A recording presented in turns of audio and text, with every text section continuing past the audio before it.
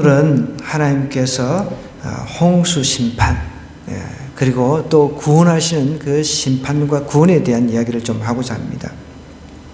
사진 하나 준비됐으면 좀 띄워주시기 바랍니다. 노아의 방주, 우리가 많이 방주 이야기는 들어가지고 이해를 하실 분도 뭐 하실 수도 있겠는데, 방주의 정확한 그 모양은 다 상이합니다. 보통 이제 제가 한 2개를 찍어서 올렸는데, 이런 모습으로 이제 성경을 기준으로 해서 이제 실측 이렇게 해가지고 성경을 기준으로 해가지고 만든 모양들이 이런 형태라는 거죠. 이런 형태. 그러니까 정확한 것은 알 수는 없는데 다들 이제 성경을 기준으로 해가지고 이제 만든 건데, 제가 볼 때는 이것보다 아까 전에 처음 보여준 게 그게 좀 더 좀 성경에 좀 가깝지 않나, 이런 제 생각입니다. 여기는 이제 위에 그 막 올라가서 전망대도 있고, 이거는 좀 아닌 것 같아. 거기 지금 뭐 위에서 쏟아지는데 전망대 올라가 구경할 수 있는 상황은 아니잖아요. 그래서 이제 아마 사람들이 올라가서 구경하라고 위에까지 올려놓는데, 앞에 첫 사진 한번 보여주실까요? 다시. 예. 첫 번째 사진. 예. 여기가 아마 좀 가까울 것 같아요. 이 모습이 좀 가까울 것 같습니다. 어쨌든 노아의 방주는 여러분 너무나 이제 많이 들어서 이제 아는 그런 배입니다. 배. 한마디로 배죠. 그런데 이 홍수설화는 그 다른 나라에도 홍수설화가 있습니다. 그런데 구체적으로 이렇게 정확하게 언제 비가 쏟아지고 이런 거는 오직 성경에만 기록되어 있다는 거예요. 예전에 길가메시 스사시라고 하는 그거 가지고 제가 현승의 아빠랑 아주 논쟁을 좀 했던 적이 있습니다. 그 세상 사람들도 이 홍수, 길가메시 스사시라고 하는 것은 아주 얇아요. 그 홍수 설화가 나와 있습니다. 그런데 그 길가메시 스사시는 그 홍수 이야기가 아주 조금 나와 있어요. 자세하게 나와 있지 않습니다. 성경만이 이렇게 정확하게 나와 있다는 거죠. 그런데 이제 믿지 않는 사람들은 길가메시 스사시가 오래됐기 때문에 성경이 그것을 보고 뺏겼다, 그렇게 주장을 하는 거죠. 그러니까 이것도 어떻게 보면 믿음의 영역이죠. 더 이상 뭐 논쟁을 해봐야 소용이 없는 것이죠. 그것을 믿고 싶다. 그 길가메시 스사시가 더 오래됐기 때문에 이제 기록된 그 글로 남겨진 것 중에 제일 오래된 것이니까 성경이 그거 보고 뺏겼다, 이렇게 주장을 해버리면 할 말이 없는데, 그런데 보십시오. 성경은 66권이나 됩니다. 66권. 근데 길가메시 스사시는 여러분 도서관 같은 데 보면은 찾아서 볼 수 있습니다. 그야말로 설화예요, 설화. 그러니까 이 홍수라고 하는 이 홍수설화는 여러 나라에서 다 있습니다. 그러니까 여러분 혹시 한번 기회가 되시면 중국과 관련된 홍수설화도 있거든요. 그래서 상형문자잖아요. 중국 그 한자가 상형문자입니다. 상형문자이기 때문에 창세기 안에서 이제 그 나오는 홍수설화가 그 서령, 그러니까 상형문자 안에 다 기록이 되어 있어요. 신기합니다. 저는 중어 중문학을 공부를 했기 때문에 그런 것들을 보면서 참 신기하다.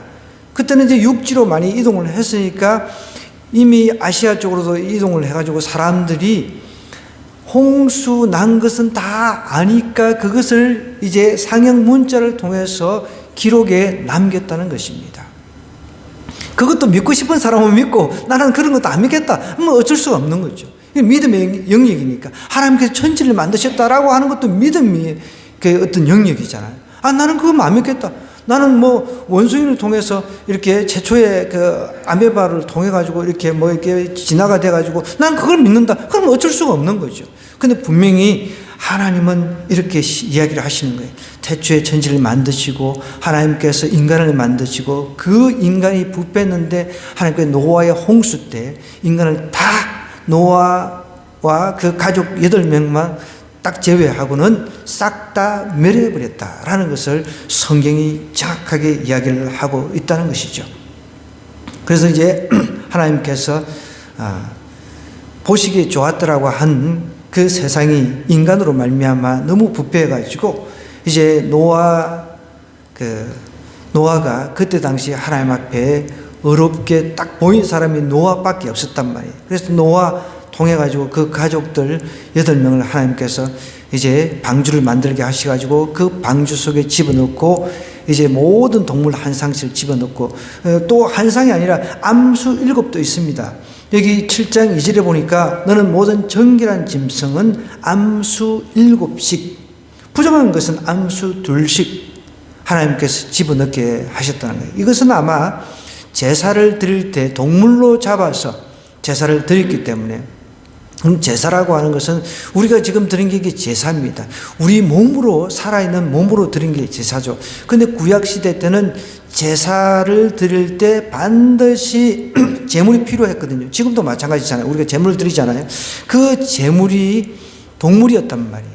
그 동물을 잡아가지고 하나님 앞에 올려드렸는데, 그래서 정결한 짐승이 암수 7씩 집어넣은 거는 무슨 차이입니까? 한 쌍씩도 아니고 7씩. 그러니까 제사용으로 하나님께서 집어넣게 하셨다고 우리가 추측을 할 수가 있습니다. 그러니까 홍수 심판이라고 하는 것은 여러분, 심판 그 자체보다는 심판을 통해서 하나님께서 세상을 정화시키는 데 목적이 있다라고 볼 수가 있어요. 그냥 심판 그 자체에 목적이 있다기보다는 하나님께서 만드신 모든 천지 만물이 보시기에 좋았더라고 했는데, 인간이 아담과 하와로 인해서 죄를 짓게 되잖아요. 죄가 인간에게 들어왔습니다. 그 다음부터 인간이 부패해가지고 이게 막 엉망이 된 거죠. 타락해가지고. 그래서 하나님께서 이제 깨끗하게 정리를 하시는 거죠. 정화를 시키는 거죠. 그러니까 그런 측면에서 우리가 바라볼 필요가 있습니다. 그러니까 진노의 심판 중에서도 자비와 긍휼을 베푸셔서 노아와 그 방주에 탄 모든 생물들을 하나님께서 보존하시는 하나님의 사랑에 우리가 초점을 맞추면은 하나님의 은혜를 우리가 느낄 수가 있다는 것이죠. 오늘날은 이제 우리가 흔히 교회를 방주라라고 표현을 합니다. 교회를 통해서 복음을 들을 수 있으니까요. 교회를 통해서 예수님에 대해서 들을 수 있으니까. 예수 그리스도를 어디서 들을 수 있습니까? 교회를 통해서 우리가 들을 수 있기 때문에 교회를 오늘날 방주라라는 표현을 씁니다. 자, 그러면 이 심판과 구원에 대해서 우리가 살펴볼 텐데, 하나님은 이 반드시 약속을 하시는 하나님이신데, 그 약속을 반드시 성취하시는 하나님이시라는 것을 우리가 먼저 기억해야 됩니다. 오늘 우리 13절부터 22절의 내용을 눈으로 쭉 살펴보겠습니다. 곧 그날에 노아와 그의 아들 셈, 함, 야벳과 노아의 아내와 세 며느리가 다 방주로 들어갔다라는 표현이 있습니다. 그들과 모든 들 짐승이 그 종류대로, 모든 가축이 그 종류대로, 땅에 기는 모든 것이 그 종류대로, 모든 새가 그 종류대로, 무릇 생명의 기운이 있는 육체가 둘씩 노아에게 나와 방주로 들어갔으니, 들어간 것들은 모든 것의 암수라. 하나님이 그에게 명하신 대로 들어가매 여호와께서 그를 들여보내고 문을 닫으시니라. 홍수가 땅에 40일 동안 계속된지라. 물이 많아져 방주가 땅에서 더 올랐고, 물이 더 많아져 땅에 넘침에 방주가 물 위에 떠다녔습니다. 물이 땅에 더욱 넘침에, 이게 점층법을 써가지고 계속해서 물이 계속해서 더 많이 차오른 것을 이야기합니다. 천에 높은 산이 다 잠겼더라. 그래서 우리가 에베레스트 산이 제일 높잖아요. 거기까지 다 차버린 거죠. 물이 불어서 15규빗, 15규빗이라고 하면 여러분 한 6.84m가 됩니다. 그 1규빗이 우리가 엘보, 여기, 갑자기 한국말이 이게, 엘보가 뭐죠? 갑자기 한국말이 생각이 발꿈치. 어떤 때는 영어가 먼저 떠올라요. 이게 팔꿈치에서부터 손끝까지 1규빗으로 우리가 보통 이야기를 하거든요.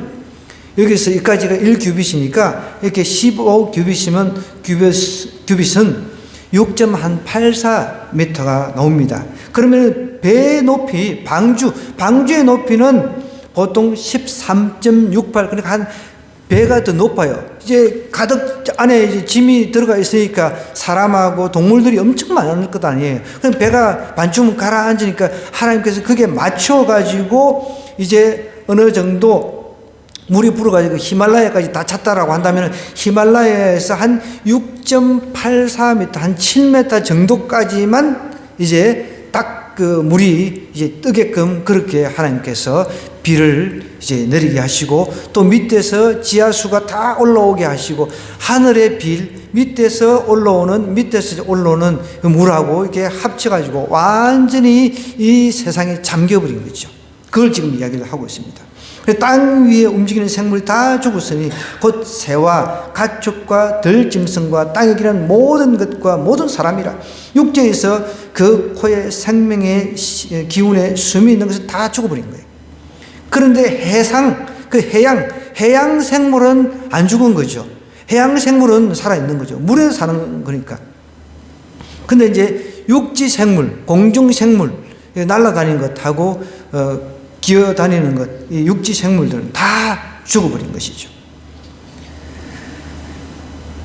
이 심판은 하나님께서 이미 그 100년 전에 예언을 하셨어요. 홍수가 예고된 후에 100년 정도가 지나가지고 이제 성취가 되는 겁니다. 사람의 죄악이 이 땅에 완전히 그냥 쫙 퍼져가지고, 그래가지고 결국은 노아가 이제 우리 5장 한번 가볼까요? 5장 32절 끝에 보면은 노아는 500세 된 후에 셈과 함과 야벳을 낳았더라 그랬거든요. 그죠? 그 후에 600세 되던 해에 이제 하나님께서 홍수 심판을 내리셨으니까, 뭐 어떤 학자들은 120년 동안 방주를 만들었다. 또 인간의 그 연수가 120년 될 거라고 이야기를 했으니 그걸 가지고 토대로 이야기를 하는데, 제가 보는 관점에서는 100년 정도가 맞는 것 같아요. 100년 정도. 그 600세 되던 때 이제 하나님께서 홍수 심판을 하셨으니까 아마 100년에 걸쳐서 방주를 지은 겁니다. 100년에 걸쳐서. 분명한 것은.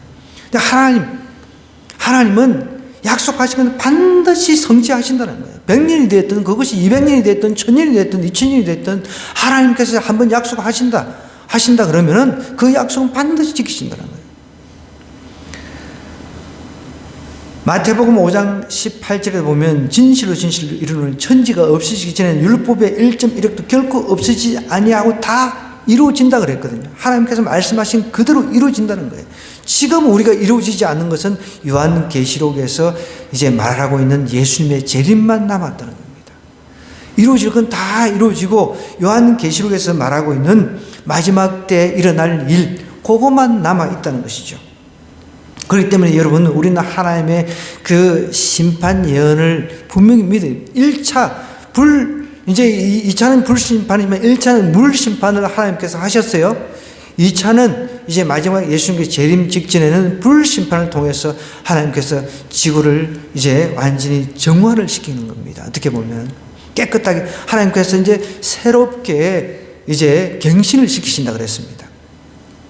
우리 요한계시록을 한번 찾아보십시다. 요한계시록 21장입니다.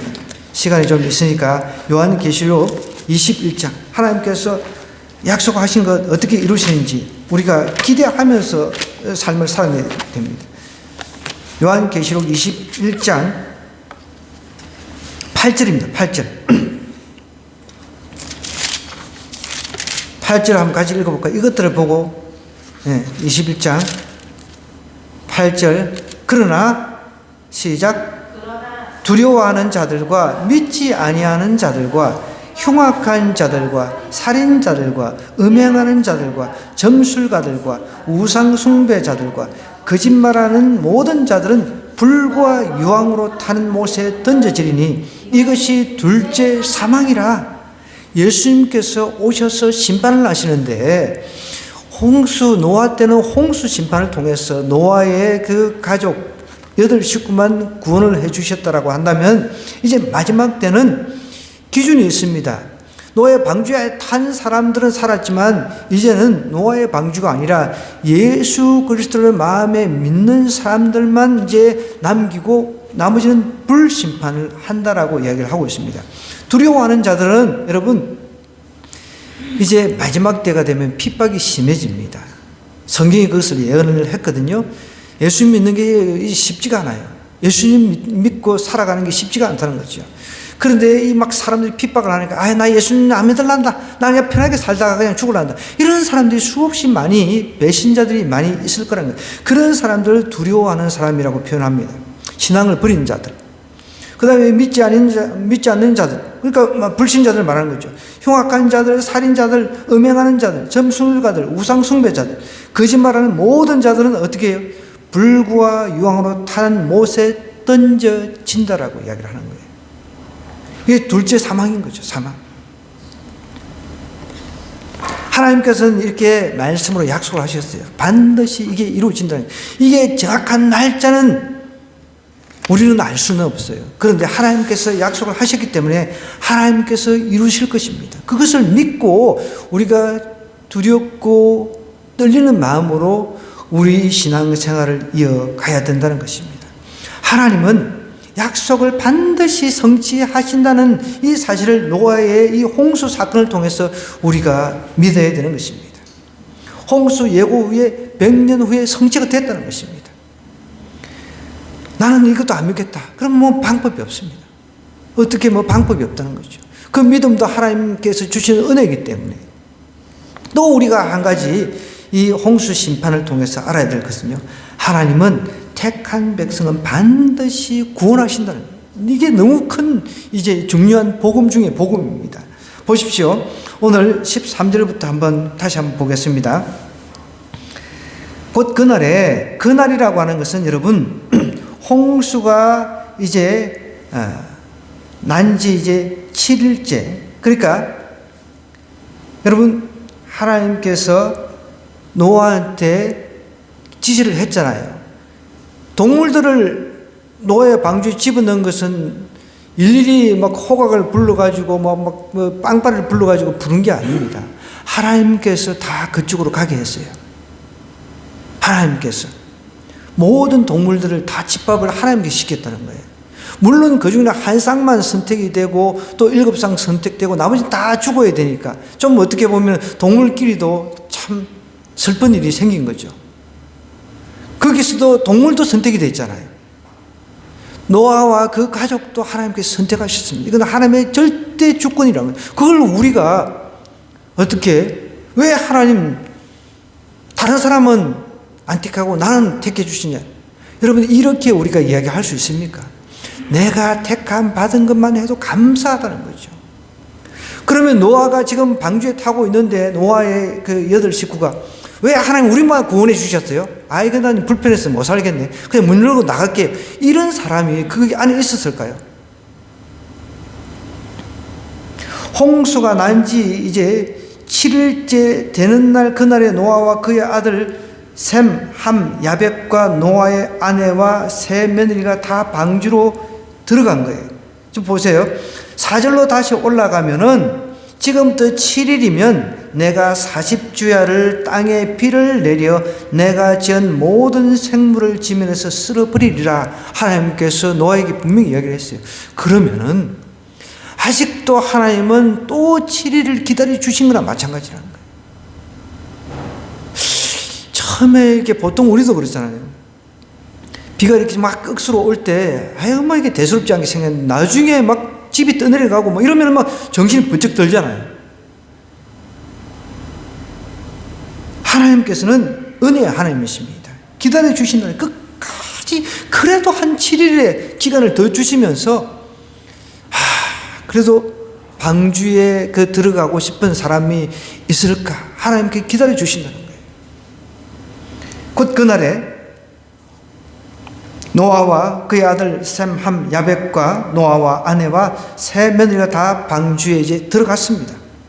그들과 모든 들짐승이 그 종류대로, 모든 가축이 그 종류대로, 땅에 기는 모든 것이 그 종류대로, 모든 새가 그 종류대로, 무릇 생명의 기운이 있는 육체가 둘씩 노아에게 나와 방주로 들어갔으니 들어간 것들은 모든 것의 암수라. 하나님이 그에게 명하신 대로 들어가며 여호와께서 그를 들여보내고 누가 문을 닫았다고요? 하나님이 닫아버렸습니다. 지금 들어간 모습이 여러분 상상이 됩니까? 노아의 뒷등이 보이는 거예요. 뒷등 다 들어갔어요. 그런데 하나님께서 그 문을 찰칵 닫아버린 거예요. 하나님께서 문을 닫아버리면 어느 누가 이 문을 열 수가 없다는 것입니다. 여러분 구원의 문이 닫혀버리면 그때는 더 이상 열 수가 없습니다. 하나님께서 심판하실 때, 지금 유황불을 막 내리고 심판하실 때 나는 구원받겠다. 그때는 때가 늦었다는 것이죠.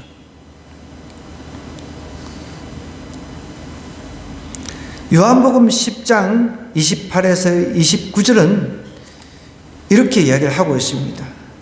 택한 백성에 대해서 예수님께서 잘 말씀을 해주고 계신, 내가 그들에게 영생을 주노니 영원히 멸망하지 아니할 것이요 또 그들을 내 손에서 빼앗을 자가 없느니라. 그들을 주신 내 아버지는 만물보다 크심에 아무도 아버지 손에서 빼앗을 수 없느니라. 하나님께서 택한 백성은 반드시 구원을 하신다는 거예요. 노아와 그 가족 8명을 하나님이 택하셨어요. 그래서 하나님 구원을 해주신 것입니다. 하나님의 그 택함은 하나님의 전적인 주권에 달려있다는 것이죠. 그러면 여러분 우리가 이렇게 질문을 할 것입니다. 하나님의 택한 백성을 그러면 어떻게 알 수 있나? 하나님께서 택한 백성을 어떻게 알 수 있냐는 거예요. 여러분 우리가 택한 백성, 구원받은 백성 이런 이야기를 많이 하죠. 교회에서는. 택한 백성 이러면 어떻게 알 수 있습니까? 저 사람이 택했는지 저 사람이 택하지 않았는지 어떻게 알 수 있냐는 거예요. 근데 우리는 100%는 알 수가 없습니다. 그러나 어느 정도는 저 사람도 택한 백성이 맞다. 나도 나를 평가할 때 하나님께서 나를 택한 백성이 맞다라고 확신이 들 정도가 되려면 객관적인 어떤 지표가 있어야 되잖아요. 그죠? 자, 그거 잘 한번 여러분 기록할 수 있으면 기록해 보십시오. 그 첫 번째가 예수님을 마음으로 믿는 겁니다. 첫 번째가 뭐라고요? 예수님을 마음으로 믿는 거예요. 영접한다는 거예요. 주인이, 이제 인생의 주인이 내가 아니라 예수 그리스도라는 거죠. 예수님을 마음으로 믿는 겁니다. 마음으로 믿을 때 어떤 일이 일어난다고요? 입으로 시인이 되는 거예요. 누군가를 사랑하는 느낌이 있으면, 누군가 좋아하는 느낌이 있으면 그 마음에 감정이 있잖아요. 감정. 그러면 가서 그 앞에 가서 나 너 좋아, 나 너 사랑해 이렇게 입으로 시인을 한단 말이에요. 예수님도 마찬가지입니다. 그분이 우리를 만드신 분이다, 나를 위해서 십자가에 못 박혀 돌아가시고 나를 구원하신 분이다라는 것을 내가 마음으로 믿을 때 내 감정이 동해지는 거, 움직이는 거예요. 감정이 정말 그분이 나를 위해서 십자가를 지신 게 맞아, 이게 깨달아지는 거예요. 그러니까 내가 내 입술에서 주님 그렇습니다, 주님이 나를 구원하시기 위해서 십자가를 지셨군요, 이런 고백이 입으로 자연스럽게 나와야 된다는 거예요. 이런 고백이 없는 사람을 저 사람을 택했다, 이런 고백이 없는 사람을 저 사람은 구원받은 사람이다 라고 우리가 평가를 할 수는 없다는 것이죠. 100%는 하나님께 있다 그랬습니다. 100%는 하나님께서 아시지만 우리 객관적인 지표는 이 정도. 예수님을 내 마음의 구세주로 영접한 사람이라는 게 첫 번째. 자, 또 두 번째, 하나님 택한 백성을 어떻게 알 수 있나? 우리가 성령의 열매 이야기 가끔씩 합니다. 그죠? 이제 성령님도 하나님이신데 성령 하나님께서 예수 그리스도가 나를 위해서 십자가에 돌아가셨다는 것을 내 마음에 깨닫게 해주시는 분이 성령 하나님이시대요. 눈에 보이지 않는 성령 하나님, 예수님이 여기신 그 성령 하나님께서 이제 내 마음에 예수 그리스도가 나를 위해서 십자가에 돌아가시고 부활하셨다는 것을 내 마음속으로 깨닫게 해주시거든요. 그걸 내가 깨닫고 난 뒤에 아무 변화가 일어나지 않는 게 아니라 변화가 반드시 일어날 수밖에 없습니다. 하나님께서 그 변화를 일으키시거든요.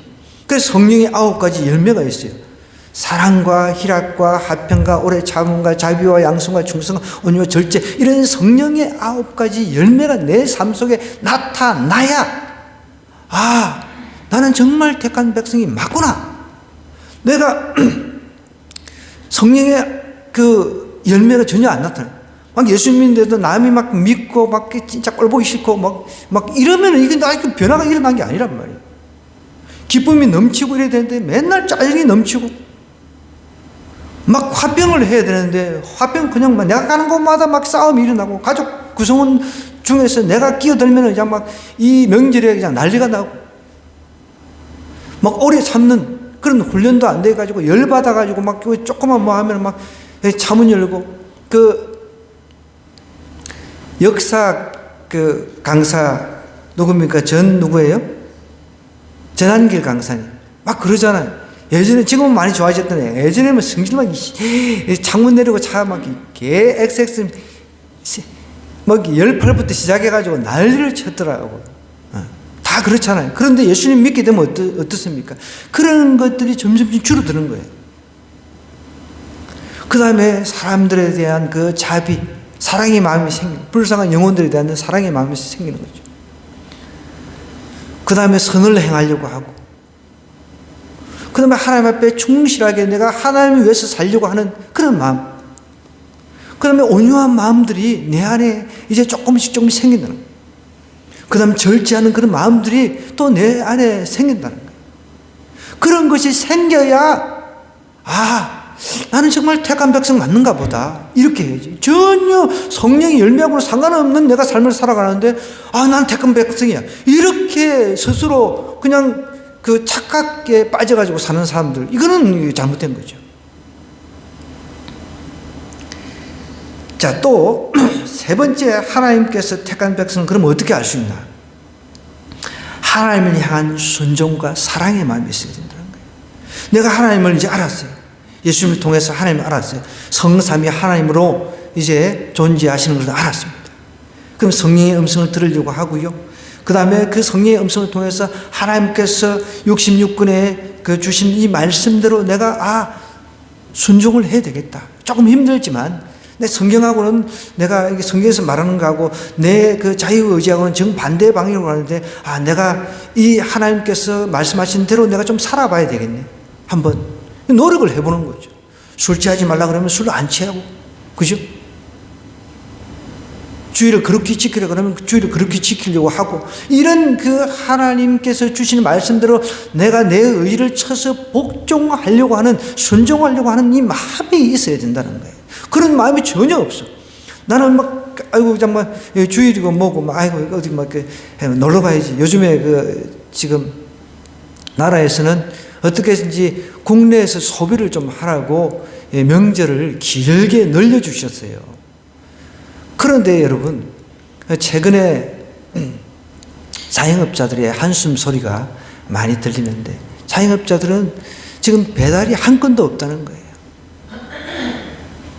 국내에서 좀 소비를 해주면 되는데 죄다 외국에 여러분, 보통 저도 선교 다닐 때, 해외에 선교 다닐 때 한 2시간 전에 보통 갑니다. 지금은 5시간 전에 가야 된대요.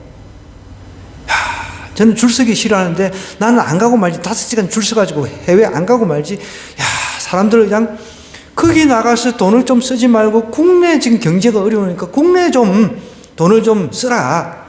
그렇게 지금 나라가 그 편의를 줘가지고 이 연휴 기간을 늘려줬는데 죄다 외국으로 그냥 나가니까 저도 그거 보고 너무 답답한 거예요. 돈 있는 사람들이 국내에서 좀 써줘야 되는데, 근데 돈 없는 사람들이 국내에 남아가지고 돈도 써줄 생각도 안 하는 사람들만 남아있으니까 더 답답한 거죠.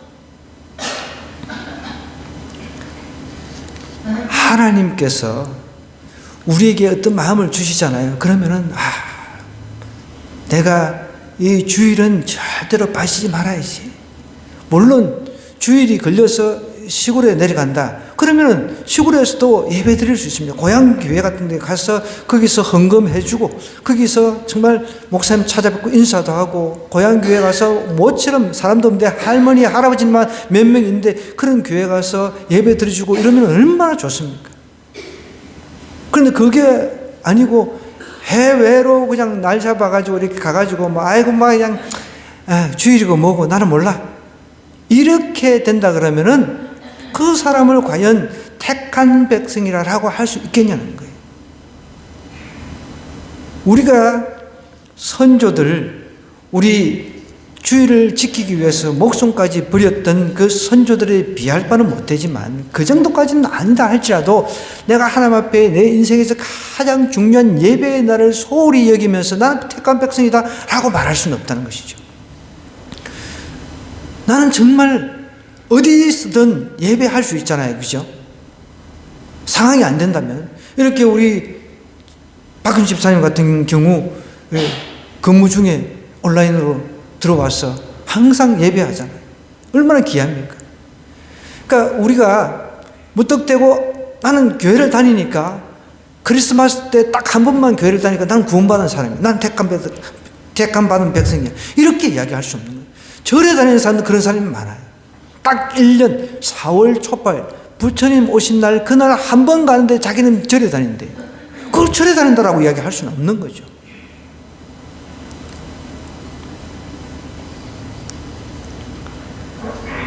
하나님을 향한 순종과 사랑이 있는가를 점검을 해보라는 거예요. 내가 택한 백성이라면. 마지막 한 가지, 네 번째는요, 회개와 변화된 삶이 있냐는 거예요. 정말 택한 백성이라면 회개한 경험이 있어야 되는데, 회개하고 난 뒤에 변화가 일어나야 되는데 그런 경험이 전혀 없어. 예수님 때문에 내가 죽어서 영원히 지옥을 안 가고 천국 갈 수 있는 그런 소망을 가졌는데 내가 너무 그분 때문에 죄송스러워가지고 통에 자복을 했어. 그래서 변화가 됐어. 내가 세상을 이제 살아가는 그런 모습들이 주변 사람한테도 보여져야 된다. 그런데 보십시오. 쟤는 교회를 다녀. 쟤는 교회 다니다 더 개판이야. 아우 정말 지긋지긋. 저놈이 어떻게 교회를 다녀? 이런 소리를 들으면은 그 사람을 우리가 택한 백성이라고 할 수 있냐는 거예요. 물론 여러분 가끔씩 우리가 흔히 이제 신학적인 용어로 백슬라이딩이라 해가지고 이제 타락을 이야기를 합니다. 그렇게 타락했던, 이게 당자처럼 타락했던 사람도 나중에 돌아오는 경우가 있긴 하죠. 돌아오는 경우가 있긴 합니다. 분명히. 그런 경우. 많이 얻어맞고 곁길로 가가지고 뺑뺑뺑 돌다가 직선으로 갈 그런 상황인데도 불구하고 스스로 고난을 자처해가지고 뺑뺑 돌다가 그래도 하나님께서 택한 백성들이 이제 고난을 겪으면서 다시 주여 저는 죄인입니다 하면서 돌아오는 경우는 있죠. 그런 경우는 있는데 우리가 보편적인 걸 말합니다. 객관적인 걸 말하는 거예요. 이렇게 딱 봤을 때 나는 택한 백성이다. 저 사람 정말 택한 백성이 맞아. 라고 우리가 객관적으로 평가하려면 이런 지표가 있어야 된다는 것이죠. 그 첫 번째 다시 한번 복습하면 예수님을 내 마음으로 깊이 만나야 된다는 거예요. 믿어야 된다는 거죠. 또 성령의 그 열매. 우리의 변화는 우리가 주도적으로 하는 게 아닙니다. 하나님께서 주도적으로 하시고 우리는 그게 순종하고 따라가는 거거든요. 그러다 보면은 하나님 뜻대로 따라가다 보면 내가 알게 모르게 조금씩 변화가 되는 거예요. 그게 이제 성화의 과정이라고 이야기를 하는데 이 성화의 과정은 죽는 그 날까지 이어지는 겁니다. 성화라고 하는 것은 죽음에 들어갈 때 완성이 되는 것이기 때문에 그래서 이 땅에서 우리가 100%는 알 수가 없는 거예요. 저렇게 타락한 사람인데도 나중에 죽는 그 순간에 예수님을 믿는 사람들이 있단 말이에요. 제가 그것을 직접 목격을 했단 말입니다. 도박에 미쳐가지고 평생 자기 아내를 괴롭히고 그리고 죽는 그 순간 암이 걸려가지고 이제 이혼도 당했죠. 그런데 저한테 요청을 그 여동생을 통해서 저한테 요청을 했습니다. 여동생이 아니라 이제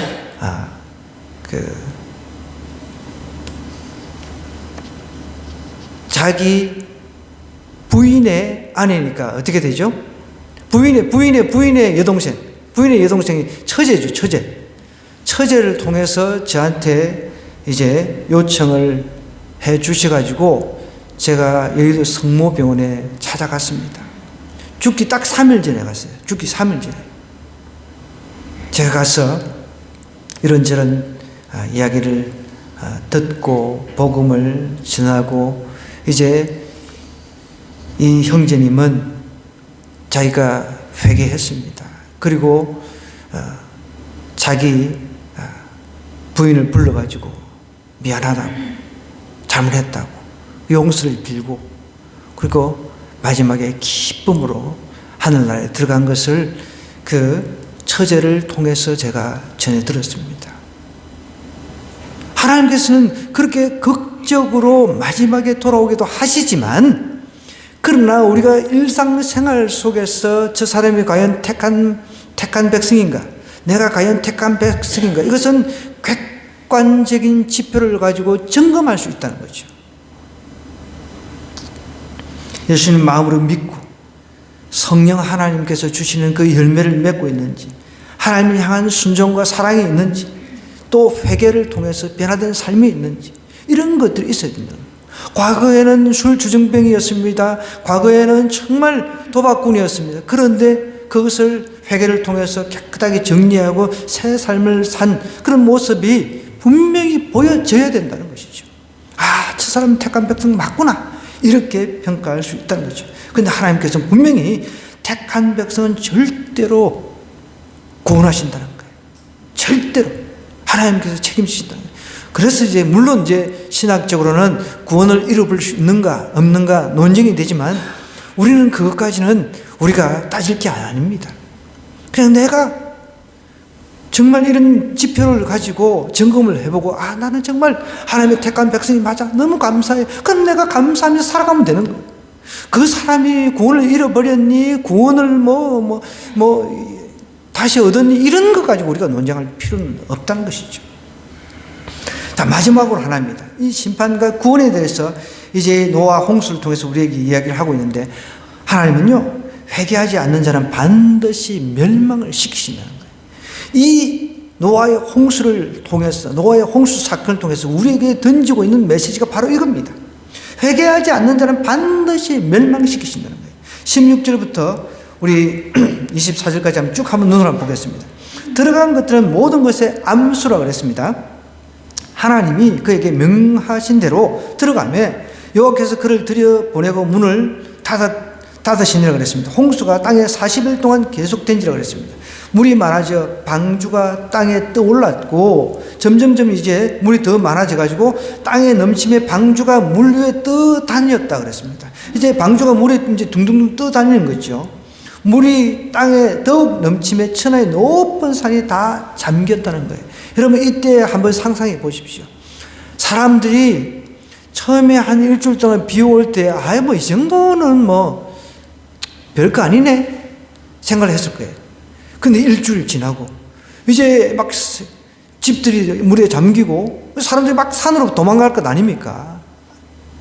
아마 좀 히말라야 산까지 올라갔을 수도 있겠죠. 제일 높은 산에 올라가가지고 막 도망갔어요. 그런데 그 높은 산까지 잠겨버리는 거예요. 그런데 딱 하나, 배 하나, 노아의 방주 하나만 둥둥 떠다니는 거예요. 사람들이 헤엄을 치면서 노아한테 얼마나 문을 두드리고 제발 문 좀 열어달라고 그렇게 이야기하지 않겠습니까? 그렇다고 해서 그 안에 있는 노아가 마음이 너무 약해가지고 문을 열고 싶어도 열 수가 없는 구조였단 말이에요. 하나님께서 닫아버렸기 때문에. 창도 위에 하나만 딱 내려놓고 딱 위로만 보게끔. 사람들 시체들이 둥둥둥둥 떠다니는 걸 봤을 것 아닙니까? 만약에 창을 막 옆으로 다 내놓고 우리가 유람선은 막 그 사방을 다 볼 수 있도록, 그죠? 다 트여 있잖아요, 그죠?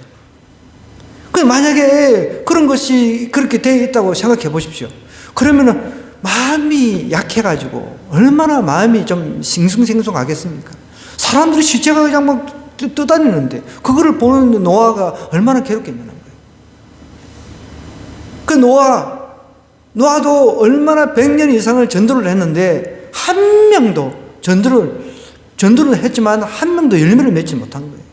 그럼 노아, 셈, 야벳, 이 세 아들도, 며느리까지는 그나마 방주에 탔지만 이 세 아들도 나름대로 100년 동안 자기 아버지한테 이야기를 듣고서 앞으로 홍수가 나가지고 모든 인류가 다 멸망이 될 것이다 라고 이야기를 아버지한테 들었을 거예요. 그래가지고 나름대로 이런 이야기를 했을 거예요. 자기 친구들도 있을 것 아닙니까? 세상에 살면서 자기 친구 한 명도 없는 사람이 어디 있습니까? 그런데도 거기도 아들들도 그리고 며느리들도 단 한 명도 물론 전도는 했겠죠. 그렇지만 열매는 맺지 못했다는 것이죠. 안타깝게도. 분명한 것은 회개의 기회를 하나님께서 100년이라고 하는 세월을 걸쳐서 기회를 주었다는 겁니다. 그리고 마지막까지도 이제 문을 닫기 전까지도 하나님께서 또 일주일이라고 하는 기회를 또 주셨어요. 기다려 주셨다는 거예요. 하나님은 지금도 기다리고 계신다는 거예요. 한 영혼이 하나님께로 돌아오기를. 그래서 한 영혼이 하나님 앞에 돌아오면 천국에서는 잔치가 일어난다 그랬습니다. 천하보다 귀하기 때문에. 그래서 여러분, 이 명절 기간은 전도할 수 있는 기회가 되어야 됩니다. 내 가족이 정말 노아의 방주, 구원의 방주에 들어갈 수 있도록. 베드로서 3장 9절은 이렇게 얘기를 합니다. 주의 약속은 어떤 이들이 더디다고 생각하는 것 같이 더딘 것이 아니라 그랬습니다. 오직 주께서는 너희에 대하여 오래 참으사 아무도 멸망하지 아니하고 다 회개하기에 이르기를 원하시느니라 그랬습니다. 하나님께서 우리에게 이렇게 참으시는 이유는 우리가 회개하고 돌아오기를 원하신다는 거예요. 회개하고. 구원의 문이 닫히면 예수님 밖에 있는 자들은 영원한 멸망에 처해진다는 거예요. 이걸 우리가 좀 알아야 된다는 거예요. 노아의 방주 같은 사건이 이제는 불의 사건, 불과 요한의 사건으로 아까 전에 요한계시록에 이미 계시가 되어 있다 그랬습니다. 그것을 믿는 사람들은 내가 이렇게 살아서는 안 되겠구나. 나도 언젠가는 이렇게 불과 요한 심판을 받게 되겠구나. 나뿐만 아니라 정말 내 주변 가족만이라도 내가 다른 건 몰라도 내 주변의 가족, 내가 사랑하는 친구들, 주변의 지인들 이런 사람이라도 어떻게 복음을 전해서 그들로 하여금 예수님 이제 믿어서 구원받게끔 해야 되겠구나.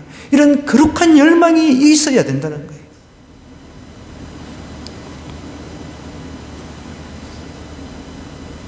구원의 문이 닫히면 여러분 예수님 밖에 있는 자들은 영원한 멸망에 처해집니다. 오늘 성경 말씀 한번 찾아보십시다. 시간이 좀 있으니까 한번 마태복음 한번 가십시다. 여러분들이 좀 도전을 받으셔야 돼요. 이 명절 기간에. 마태복음 25장입니다.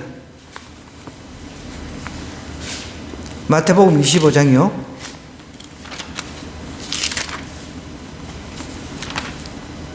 25장 1절부터 쭉 한번 빨리빨리 한번 읽어볼게요. 마태복음 25장 쭉 눈으로 한번 따라와 주세요. 1절부터. 열처녀 비유가 나오죠. 열처녀 비유. 그때 천국 마치 등을 들고 신랑을 맞으러 나간 열처녀와 같다 하리니 그 중에 5은 미련하고 5은 설기 있는 자라.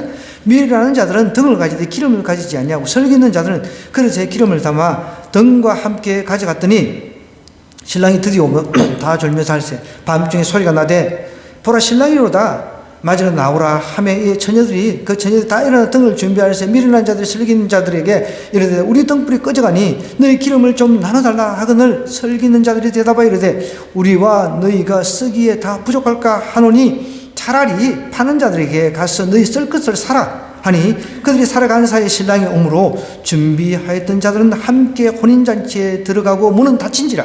그 후에 남은 처녀들이 와서 이르되 주여 주여 우리에게 열어주소서. 대답하여 이르되 진실로 너희에게 이르노니 내가 너희를 알지 못하노라 하였느니라. 그들이 깨어있으라. 너희는 그 날과 그 때를 알지 못하느니라. 굉장히 여러분 무서운 말이에요. 아니 이거 조금 늦었다고 해가지고 하나님 그거를 안 열어주시는 건 좀 너무 좀 심하지 않습니까? 그런데 여러분 회개하지 않는 자에게는 하나님께서는 기회를 안 주신다는 겁니다. 문을 닫아보면 이 정도 그냥 그 앞에서 잠깐 지금 기름 준비하러 기름 떨어진 거 그거 준비하러 갔는데 그거를 안 열어주시는 하나님 말이 안 되잖아요. 그죠? 굉장히 냉정하시다는 거죠. 구원의 문이 닫히면 하나님께서 안 열어주십니다. 수없이 하나님 기회를 주었다는 거죠. 수없이 100년이라고 하는 세월을 하나님 참아주셨다는 거예요. 그런데 보십시오. 예수님 오시고 100년이 뭡니까? 이 노아 홍수 이후에 수천 년을 지금 기다리고 계십니다. 우리 주님께서 돌아오라고. 모든 영혼들이 마지막 때는 흰보자 앞에서 그 행한대로 심판을 받게 된다고 요한계시록 20장 11절에서 15절에 분명히 이야기를 하고 있습니다. 모든 영혼들이 하나님의 그 흰보자 앞에서 행한 대로 그 행한 대로 심판을 받게 된다는 거예요. 노아의 심판은 여러분 우리에게 두 가지를 제시하고 있습니다. 하나님께서 영원한 심판 하신다. 또 하나님께서 영원한 구원을 주신다. 딱 두 가지입니다. 예수님 믿어서 영원히 구원받는가? 아니면 나는 예수님하고 전혀 상관없는 삶을 살다가 영원한 멸망의 길을 가는가? 이것은 나에게 선택에 달려 있다는 것입니다. 오늘 이 말씀을 생각하면서 우리 한번 기도하겠습니다. 하나님, 제가 이번 명절 기간에 내가 정말 구원받은 자, 택한 자가 맞다면 분명히 저에게 하나님의 사랑을 알게 해주시고 그 구원의 감격이 정말 나에게 느껴지게 해주시고 그 감격을 가지고 믿지 않는 가족들, 주변 친구들, 친인척들에게 그리스도 예수를 선포하고 증거하게 해달라고 우리 주여 한번 외치고 기도하도록 하겠습니다.